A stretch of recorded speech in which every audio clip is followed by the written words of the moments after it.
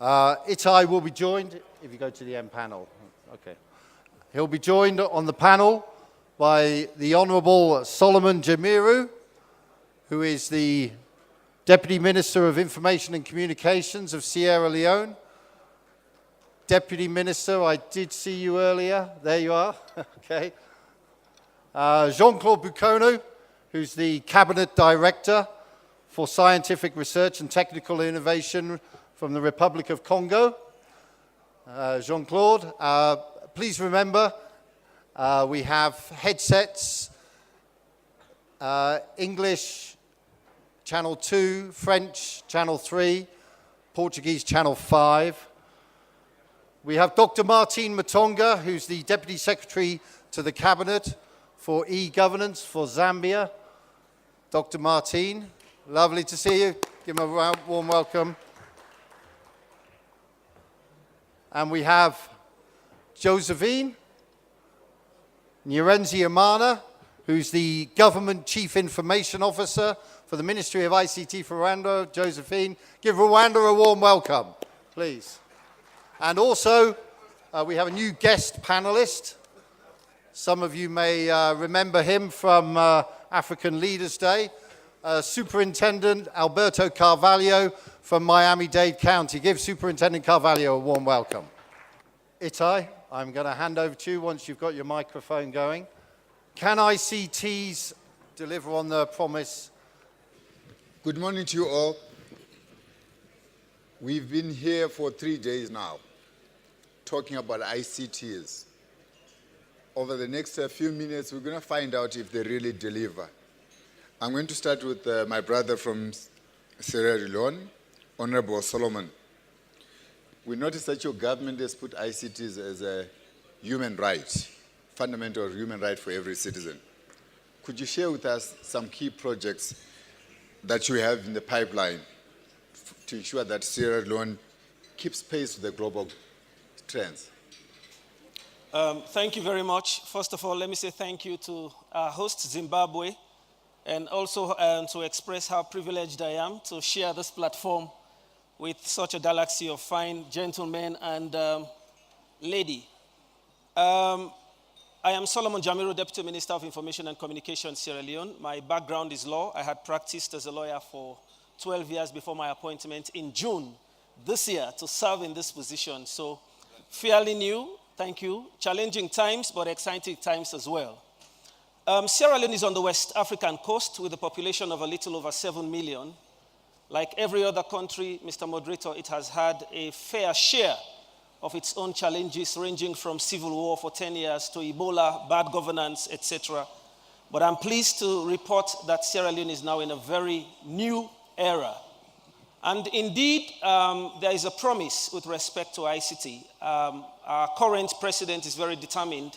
He has already declared that ICT is the cross-cutting tool for growth. And accordingly, the directive has been issued to all ministries, departments, and agencies to ensure that ICT is embraced in full terms.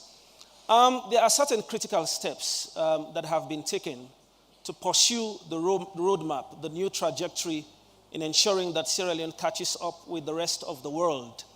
One is the launching of free quality education for primary and secondary schools. We had our constitution in 1991, Act number 6 of 1991, and we have a provision, chapter 2 of the constitution, which talks about fundamental principles of state policy. Now it asks for, it specifies compulsory free education, but it was never implemented. And the catch is, in the very constitution, it says failure to fulfill those obligations may not be justiciable. So there has been some kind of politicization there. But the new government is so determined, and we have launched this, and it is already been implemented. Within the framework of this free quality education for primary and secondary schools, and also within the framework of government support to tertiary education, ICT will now take a center stage in all of this. Government is also taking some critical steps in terms of pursuing ICT. For the first time, we have created an office called the Directorate for Science, Technology, and Innovation, And we have one of our brothers from MIT who did his PhD actually in artificial intelligence to serve us at the helm of affairs. So it kind of demonstrates government's commitment to pursuing ICT as a cross-cutting tool for development. Certain other areas relating to pursuit of ICT would be support to schools. We are rolling out internet connectivity to schools. I am very humbled to say that things are yet piloted, and because of the limitation in connectivity and the infrastructure that we have. Government has invested so much in the fiber optic, and we've achieved the first mile, we landed it, and with respect to the second mile, we have done like 50-60% of the terrestrial backbone. But now, and that's why it's interesting for us, the delegation from Sierra Leone, listening to our colleagues, listening to other delegations who were making submissions on the progress they've made as well as the challenges, so that we are in a position to have a fair appreciation of what the range of solutions would be. Because I see that if fiber, for example, is very expensive and it has its own critical challenges, then the key question for us is, what complementary strand of connectivity solution can we employ? Can we look at satellite? Can we look at Wi-Fi hotspots? So one of those things that we're doing is connecting schools through Wi-Fi hotspots, but then sometimes you have congestion issues, and I'm sure those challenges are not unique to Sierra Leone. These are challenges that are already being experienced by other countries. But I think that Sierra Leone is formulating the right trajectory in ensuring that ICT is embraced. There is tremendous political will. And let me just state this for the record, in terms of, especially for the business climate, because I'm sure our investors would love to hear this. For the first time, Sierra Leone has secured 71% in its fight against corruption in the Global Transparency Index. So for some of you who may be interested to come to Sierra Leone, be rest assured your investment will be secured. Thank you. Thank you very much, Honorable, for sharing that wonderful work you're doing. Moving on, I just wanted to welcome our colleague from the Miami district. Powerful presentation you did, Carvalho. Maybe you could share with the panel the kind of experiences you have done, and more specifically on the dashboard. What can you tell us more on the dashboard? Well, thank you very much for the question. Let me once again thank not only the government of Zimbabwe, but all the participating nations for this great honor of having a professional conversation about probably the most important theme to the development, economic development, political development, and democracy, sustainability in any continent or country, which is a strong, viable public education that needs to be modernized, needs to be adaptable, and needs to be personalized, and needs to be ubiquitous and universal for every single kid, regardless of the place of birth. So I'm very thankful for this opportunity. Let me get directly to your question. I bring a practitioner's perspective, not a politician's perspective, not a vendor's perspective who will promise the world, but that depends on the level of efficacy and implementation, depends also on the level of professional adaptability of the user. So here's what we did in Miami and the evolution very quickly. And I like to use sequences. So let me give you not the top 10, but the A, B, C, D, and E of digital convergence, transformation, and information, communications, and technology plan that we employed in the United States of America in Miami. Number one, we did not have a conversation first and foremost about devices or internet connectivity or about enterprise software. And I submit to you, if that's the first approach, it is wrong, because you're predicting an investment by first considering the tool or the toy. We first had a conversation about applications, software. What is it that we want in front of the students? Toward what end are we going to use technology? What are the critical gaps that we need to address? Is it mathematics? Is it reading? Is it social studies? Is it literacy? Is it civics? What are the gaps that we need to address? And is there software? Are there applications, digital content that addresses those issues in a personalized and adaptive way? And that means that meets students where they are and takes them to proficiency level via their use of the tool. Applications. The second one, B, for bandwidth. There's nothing worse than acquiring technology for a nation, a system, or a school, but it's always clogged, and it's always slow, and it always crashes. And without having the appropriate expanded bandwidth to allow for the traffic of information, which includes video, which includes streaming, which includes live dialogue across schools or continents, then it's going to be a failure. That's bandwidth. C is connectivity, and we made a huge investment in my system by bringing universal connectivity, universal Wi-Fi into every single school. We did it in 1 year, 50 million square feet of space under very powerful Wi-Fi connectivity. By the way, bandwidth, we went from 1 gigabyte to 4 gigabytes in 1 year. The second year, we expanded it to 40 gigabytes. So after connectivity, then we go to D, and D is device. Is it going to be a Surface Pad, a laptop computer? What kind of device, what kind of size screen that's most adaptable for the age of the child? And the decisions we made are based on the fact that not one size fits all. Elementary, primary kids need a different device than senior high school students. And we made the decision on a device in accordance with requirements of the content.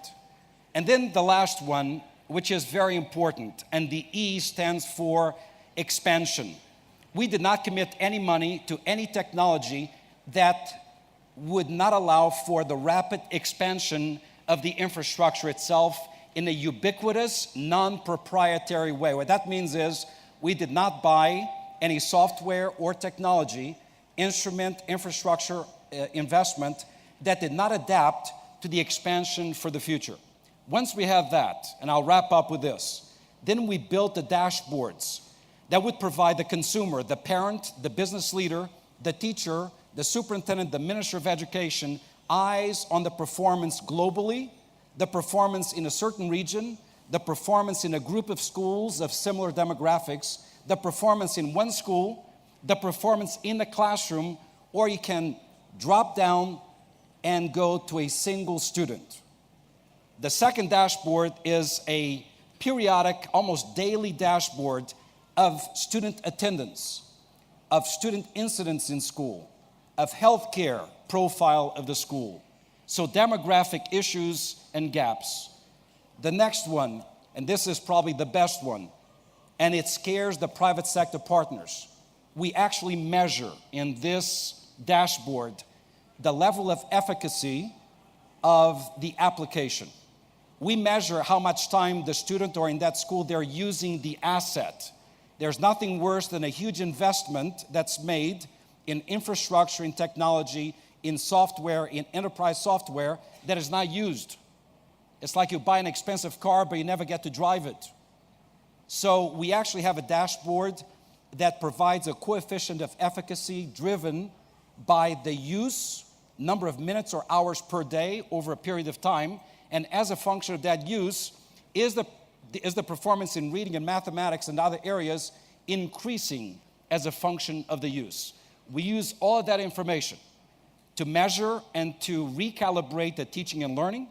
We use that information to renegotiate private sector contracts if the level of performance of the infrastructure and technology investment is not what was promised. Thank you very much, Carvalho. I've now learned the new ABCs of providing ICTs. Amazing stuff from Miami. Jean-Claude, in the Congo, how are you harnessing the power of ICTs? Alors, merci beaucoup. J'aimerais d'abord me joindre à tous ceux qui ont félicité et remercié le gouvernement et le peuple zimbabwéen pour la facilité et l'excellence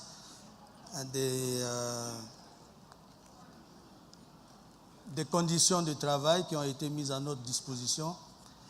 Alors, il faut dire tout de suite que le Congo n'a pas d'expérience d'utilisation de toute cette technologie, des applications technologiques dans l'enseignement. Donc, Le Congo, déjà pour rappel, c'est 342 000 km², 4 millions d'habitants, dont les 2 tiers peut-être vivent dans 5 villes, une université et donc 15 000 étudiants, à peu près 1,5 million d'élèves, donc un taux d'alphabétisation assez élevé. Comme je le disais tantôt, nous n'avons pas d'expérience spécifique sur la digitalisation des cours à l'école. Il existe quelques projets locaux, mais rien d'envergure pour le moment. Et nous avons, en ce qui concerne, je rappelle un peu parce que je ne suis pas nous n'avons pas quelqu'un qui est venu du secteur de l'éducation, et donc ça permet un peu à tout le monde d'avoir un petit aperçu de ce que c'est que la République du Congo. C'est pour ça que je donne un peu ces petits détails. Alors nous avons, en ce qui concerne l'éducation, 2 systèmes qui sont en compétition. Il y a le système public et le système privé. Le système public, comme certains l'ont décrit hier et avant-hier, notre système public est pratiquement en déliquescence. Des salles de classe avec, disons, surpeuplées, des enseignants un peu démotivés. Et voilà, ça c'est un peu pour décrire un peu. Alors, à la question, est-ce que les TIC peuvent-elles tenir leurs promesses? Nous disons, espérons-le, puisqu'on n'a pas encore d'expérience dans ce sens. Par contre, et vous savez que tout le monde parle maintenant de TIC, il y a le département du développement durable qui va venir parler TIC, l'enseignement va venir parler TIC, et donc l'État a pris des mesures pour mettre en place une stratégie nationale du développement de l'économie numérique. On a mis en place un ministère dédié avec la stratégie 2018-2022. Et donc, cette stratégie est un document qui a été adopté par l'Assemblée et sur un modèle participatif. Donc, toutes les forces vives de la nation ont contribué, que ce soit les parlementaires eux-mêmes, que ce soit la société civile, la classe politique, les confessions religieuses, etc. Ils ont mis des objectifs et la stratégie s'articule autour de 3 piliers. Il y a le E-citoyen, donc tout ce qui concerne le grand public. Il y a le E-gouvernement, tout ce qui concerne l'administration, et le E-business, pour donc le commerce, etc. Et dans chaque pilier comporte donc des axes stratégiques qui incluent la totalité des aspects de la vie nationale. Donc, vous trouverez par exemple que s'il y a un pilier, par exemple, accessibilité de l'Internet ou des TIC à tout citoyen, à ce moment-là, chaque ministère va venir se greffer et alimenter cet axe stratégique. Il va amener donc ces projets et c'est dans ce cadre-là que nous sommes en train de travailler. Donc les investissements obéiront à une logique de mise en œuvre de tous ces différents axes stratégiques. Et comme j'ai dit, la coordination a été confiée au ministère des Postes, Télécommunications et Économie numérique. Donc, en d'autres termes, il n'y aura pas une activité qui sera développée en dehors de la mise en œuvre de ce plan stratégique 2018-2022. Voilà, grosso modo, un peu ce que je peux dire en liminaire sur la question. Thank you very much. Thank you, John. The important thing is that you've started. Your strategy sounds very, very strong. You've got a foundation that's coming out quite well. Deputy Secretary, Zambia, we had a lot of conversations over the past 2 days. And you actually stated that as a government, you have committed to Smart Zambia 2030. Can you highlight the key points that Smart Zambia is on about and where you are on delivering the promise to all the young Zambians having access to equal education opportunities? Thank you very much, moderator, and congratulations, government of Zimbabwe, for hosting this powerful 2018 summit, and also thanks for Africa Brains coming to Harare this year. Indeed, as you have indicated, yes, the government of Zambia has brought in a new strategy which is called the Smart Zambia Agenda. And this strategy is following a master plan that we have put up. And the master plan is a 12-year master plan. It's quite an ambitious master plan, segmented into 3 stages. And we have started the first stage, which will be ending 2021. However, what we have done is that, as you all know, that governments across our continent in Africa are now realizing the critical use of ICTs to see what can ICTs bring on the table. And the government of Zambia has decided that they will take that also very, very strongly. We had to start with looking at what are we going to do and how our ICT is going to help us.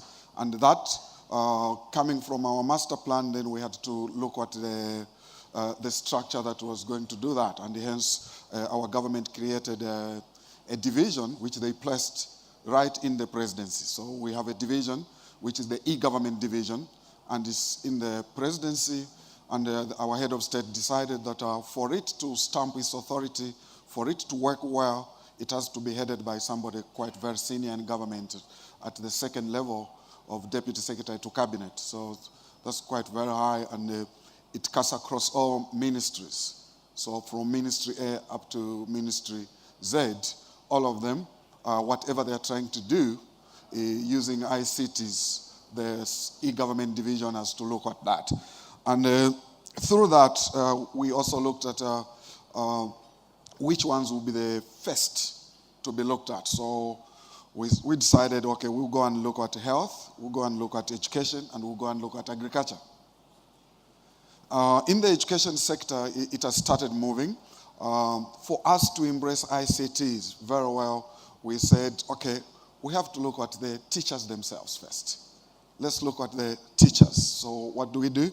We had to do a massive investment. We spent about $13 million in investing in the Zambia ICT College. This is a state-of-the-art college which we put in one of our cities up on the Copper Belt. And it has got all the facilities. And hence, we had to bring in now, say, look, teachers across the country. Zambia has a total about 9,800 schools, both secondary and primary schools, about 10,000 in total. And we don't have enough educational staff to do that. So we decided, okay, let's look at the existing teachers so that we can fast track the training. You are already a teacher, an educationist, and you have already trained in teaching methodologies. So we said, okay, we'll offer you a degree course. Instead of 4 years, we'll offer you 3 years because you are already a serving teacher. And to motivate them further, what we did is said, okay, as government, we'll give you 50% scholarship. And then you yourself, you can look for the 50%. So that has worked quite very well. And this year, we'll be finishing year 1 of that teacher education in ICTs. In a year, we are picking an intake of 1,500 teachers. Our goal is that in 3 years, we should hit 4,500 in year 3. So year 1 is ending this December. We are entering into year 2. But that also is coming up quite well because what we have decided is that ICTs are compulsory. It's a module that is compulsory from grade 1 to grade 9. And because it's compulsory, it means it has to be taught to all pupils, to all learners. They have to learn ICTs. from grade 1 to grade 9. Then, in the upper secondary, they can take it as an optional subject.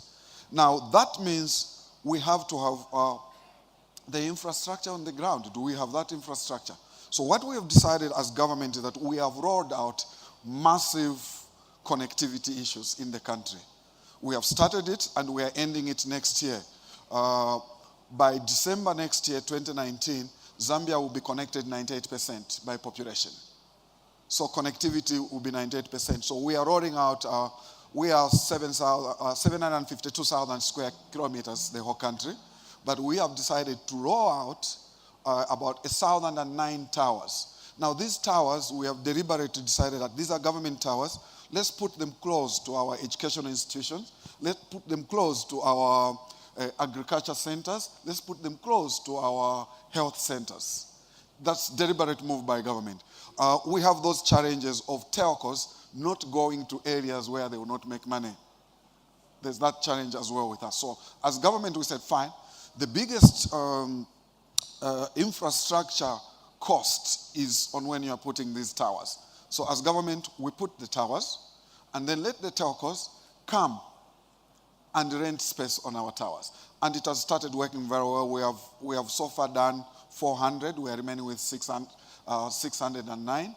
And we hope that by December next year we would be done.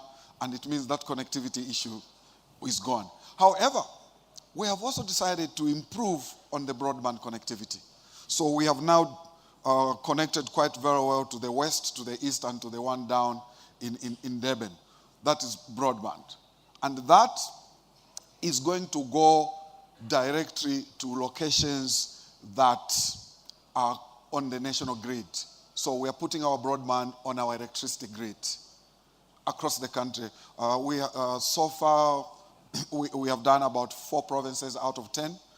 And we are moving on because the magnitude is that for intertown, we are doing about 2,700 kilometers of broadband. For metro, we are doing about 3,650 kilometers. And all these are ongoing, but these are being done in our first phase of our master plan, that by 2021, we should be over with this. So that will enhance connectivity in our country. And then our learners will leverage on that. Through all this, we have decided as a country as well, is that ICTs are a bit expensive to our people, to our schools. So through PPP, we have decided that we are going to have an assembly plant right in the country. An assembly plant right in the country. And this plant will drastically reduce the cost of ICT equipment within our nation. And we did deliberately to say that parts for ICT equipment are zero rated tax-wise. So we have zero rated ICT parts. So when they come, we assemble. Schools, education matters are also zero rated. So you find that the cost will really be very, very low. And that we are going through private partnership. Yeah, I think I will elaborate more later on as we move on. I can see that your stretch goal, you're almost 60% done, or the best. We are 71%. 71%. Yeah. Well done. Excellent. We're saving this one for the best because this one is a fun part. We are all looking for Rwanda, right? Anyone who knows where Rwanda is? Can I see by show of hands? Rwanda. So we've got Josephine from Rwanda. Please, can you tell us, I mean, we all know about Rwanda. Everyone is talking about Rwanda. But what exactly is the Rwanda Innovation Fund doing?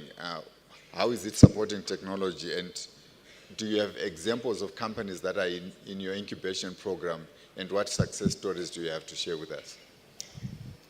Thank you, moderator. And please allow me to join my colleagues. On behalf of the Rwandan delegation, we want to thank the Zimbabwean government for the host of this Innovation Africa Summit. We are delighted to be part and share our story and how ICT is actually delivering on its promise in Rwanda. So back to your question on the Rwanda Innovation Fund. I would like to first describe what it is, and then talk about what we are planning or we are doing with it. So the Rwanda Innovation Fund is a key component of the Kigali Innovation City flagship project. It's a project that was put together to fast-track the growth of innovation economy in Rwanda, led by the private sector. And this aligns to our vision 2050. So the Innovation Fund is a finance platform that looks at supporting ICT startup to help them grow from early stage to becoming strong companies. So it's a partnership between the government and the private sector with the support of the AFDB support to help the growth of the companies through incubation and acceleration, like you mentioned. But at the same time, it will help in supporting capacity building of young entrepreneurs across the region, the East African region. So the target is to support 7 to 10 companies to grow in a span of 10 years. At the same time, the fund will be used to train around 30,000 young Africans in the East African region.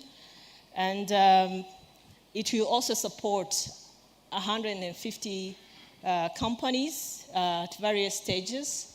And the plan or forecast is to create jobs, 2,000 direct jobs, and indirect 6,000 jobs.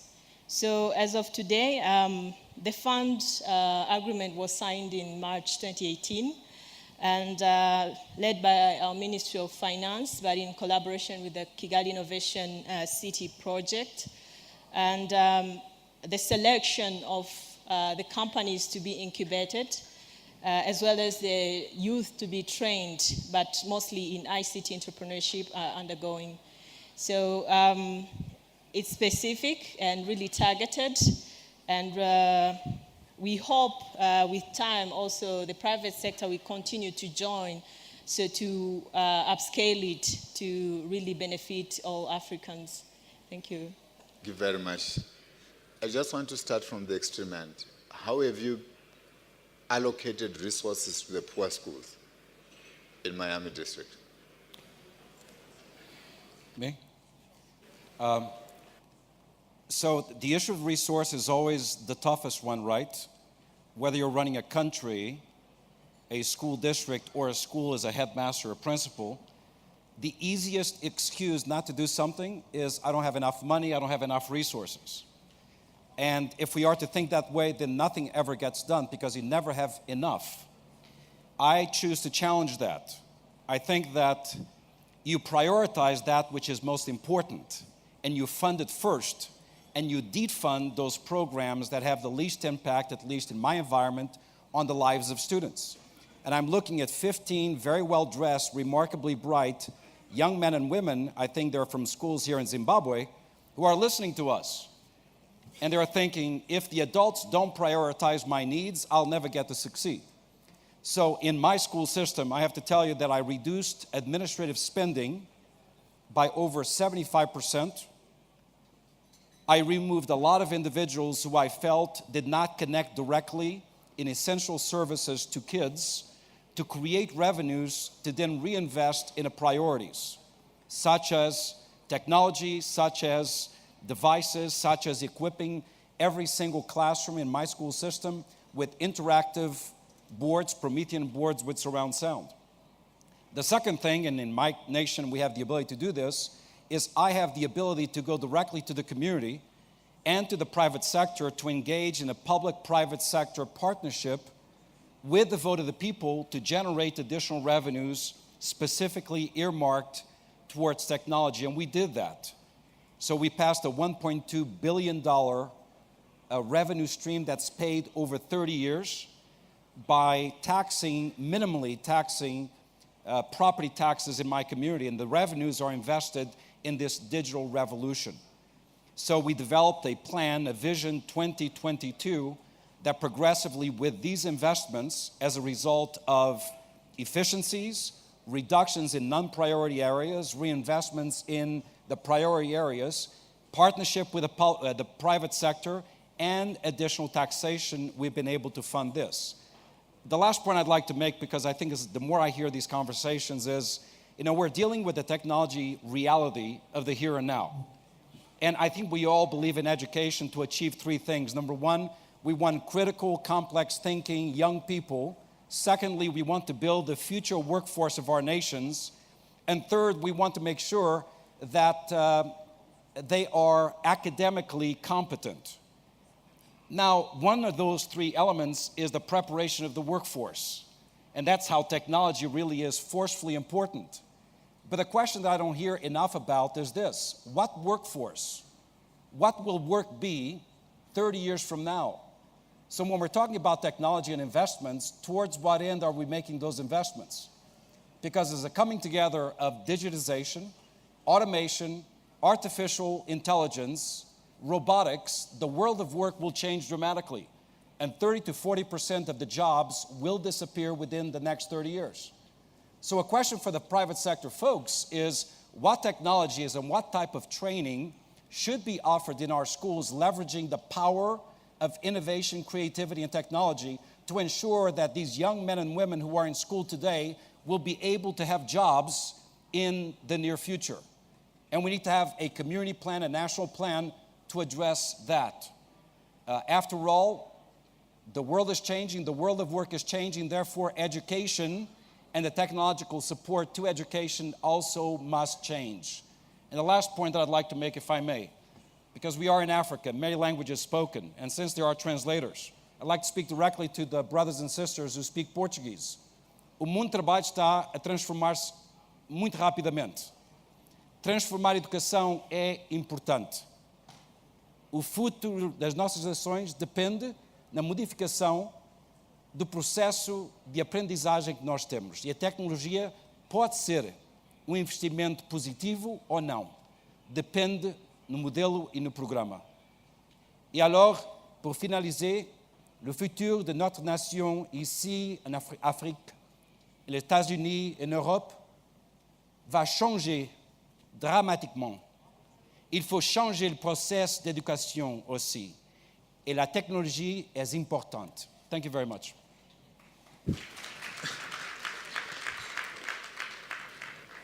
Thank you very much, Superintendent. This has been an exciting session.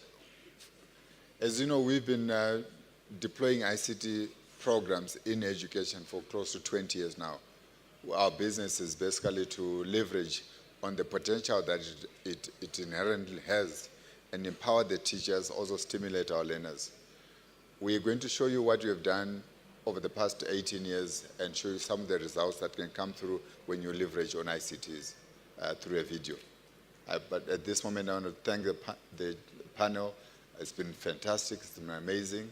And I ask everyone out there to have a one-on-one conversations and share the experiences that are coming across Africa and the US. Thank you.